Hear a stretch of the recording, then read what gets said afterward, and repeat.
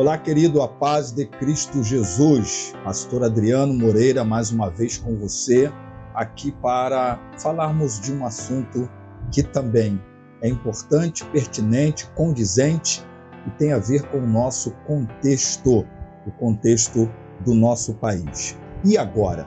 O que esperar? Mas antes de falarmos um pouco sobre este assunto e até tentarmos aqui dar alguma resposta sobre essa pergunta tão necessária nesse momento, eu quero mais uma vez convidar você a se inscrever em nosso canal, a clicar no sininho, a curtir, a comentar e a compartilhar com quantas pessoas você puder. Se você já é um inscrito, curta e comente também.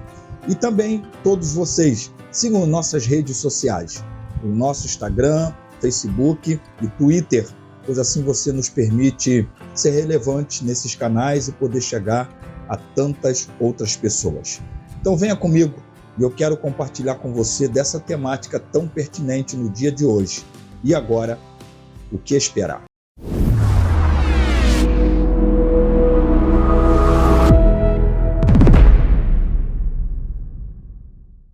Hoje, que você está me assistindo, é o dia 4 de janeiro de 2023. Portanto, o Brasil já está sob novo governo. E aí esta é a pergunta.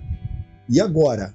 O que esperar? O que será? A pergunta que é feita porque, pelo menos para os brasileiros em especial, se esperava na boa parte ou na maioria dos eleitores de que tivéssemos a continuidade do governo dos últimos 4 anos e não um novo governo. E visto que já no dia último agora, primeiro, tomou posse o novo governo, esta é a pergunta. Mas eu preciso dizer que a pergunta, e agora o que será, ela é a pergunta que sempre é feita quando fenômenos mundiais, nacionais acontecem, fenômenos na área política, econômica, nas áreas da natureza. Por exemplo, no ano 2000, quando a doença da vaca louca, que causou um pânico enorme, principalmente nos consumidores de carne aviária, essa foi a pergunta. Em 2001, no 11 de setembro, quando aquelas torres gêmeas são atingidas por um ataque terrorista, atentado terrorista do 11 de setembro que ficou marcado em 2001, essa também foi a pergunta, quando se matou 3.000 pessoas naquela situação. Em 2004, quando o tsunami que atinge toda a Indonésia, isso no dia 26 de dezembro, no final do ano, deixando 230.000 mortos e 5 milhões de deslocados. Essa também foi a pergunta. Também em 2011, quando um acidente na usina nuclear de Fukushima, em 11 de março acontece por conta de um terremoto que chegou aos 9 graus na escala Richter, seguido de um tsunami com ondas de até 10 metros de altura. Essa também foi a pergunta. E poderíamos citar, por último aqui, entre tantas outras, 2020, quando oficialmente no dia 11 de março, a OMS, Organização Mundial de Saúde, declara que o mundo estava atingido por uma pandemia que foi denominada de Covid-19. Quando uma pergunta como essa vem, e agora? O que esperar?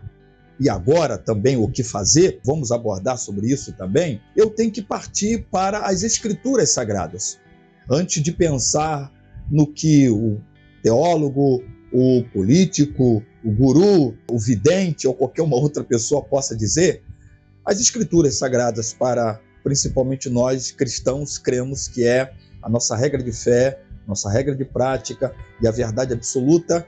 O que as Escrituras têm a nos dizer? Primeiro, eu quero ler 2 versículos com você, que nos afirma as Escrituras que nós estamos nos últimos dias. O primeiro deles está na Epístola aos Hebreus, capítulo 1, verso 2, que nos diz assim: mas nestes últimos dias nos falou pelo Filho, a quem constituiu o herdeiro de todas as coisas e pelo qual também fez o universo. Ou seja, Hebreus capítulo 1, verso 2, vai nos dizer que nós já estamos nos últimos dias. Vale dizer que últimos dias nas Escrituras tem a ver com esse período entre o primeiro advento de Cristo e o segundo advento, ou seja, entre a primeira vinda e a segunda vinda. Portanto, estamos nesses últimos dias. 2 de Timóteo capítulo 3, verso 1, também o apóstolo Paulo vai nos dizer assim: mas você precisa saber disto, nos últimos dias sobrevirão tempos difíceis. Então, o que eu quero compartilhar com você? 4 coisinhas nesse primeiro vídeo sobre essa pergunta: e agora o que esperar? A Bíblia diz que nós temos que, já que estamos nos últimos dias,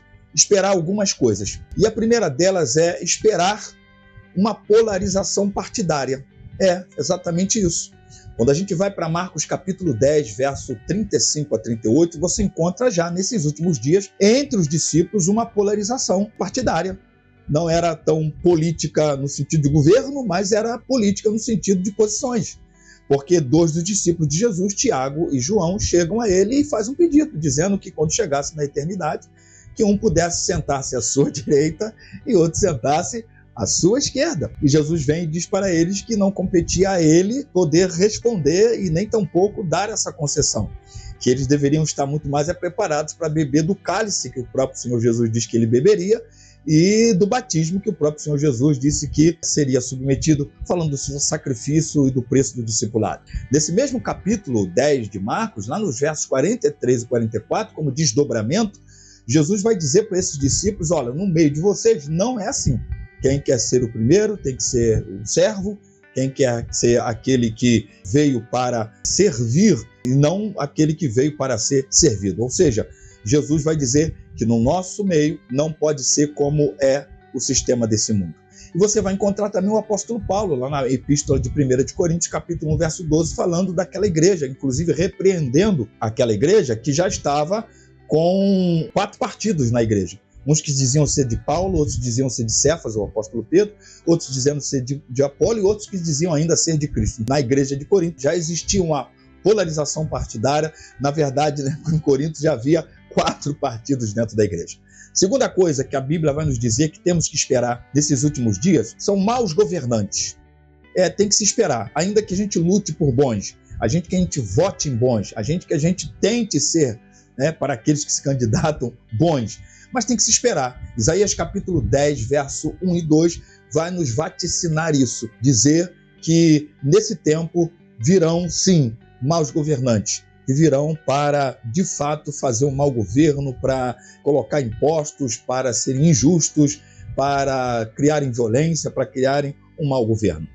Provérbios 29, verso 4 vai dizer também que quando os justos eles estão no governo, o povo se alegra, mas quando não são justos, o povo sofre. Então, os maus governantes nós temos aos montes.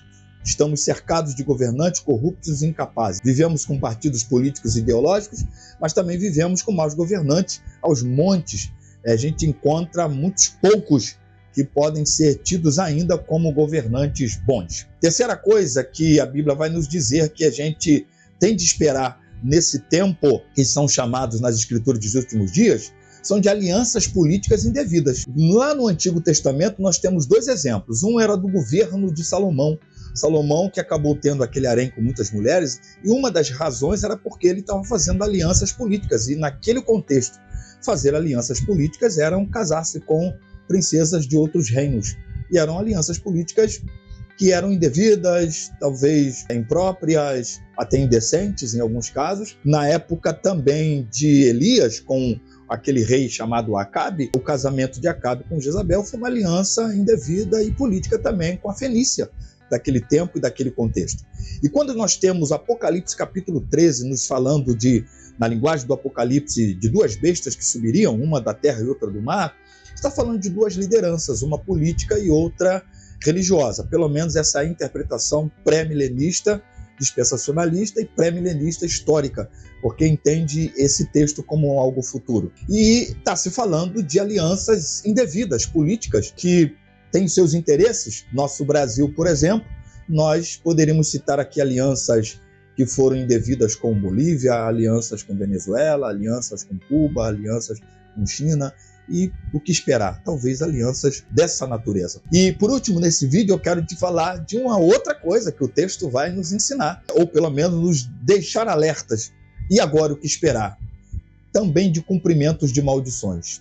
Porque o texto bíblico vai também nos ensinar que nesses últimos tempos nós deveríamos também estar atentos com alguns males, com algumas maldições, com algumas pestes, com algumas doenças, sejam elas por razões de juízo de Deus, sejam elas por razões da imprudência humana, sejam elas por razões, sejam quais forem, mas de coisas que vão acontecer. E eu quero ler esse texto com você, porque essa é a última das colocações que nós vamos aqui fazer, e está em Lucas, capítulo 21, e o versículo 11, quando está dizendo assim: haverá grandes terremotos, epidemias e fome em vários lugares, coisas espantosas e também grandes sinais vindos do céu.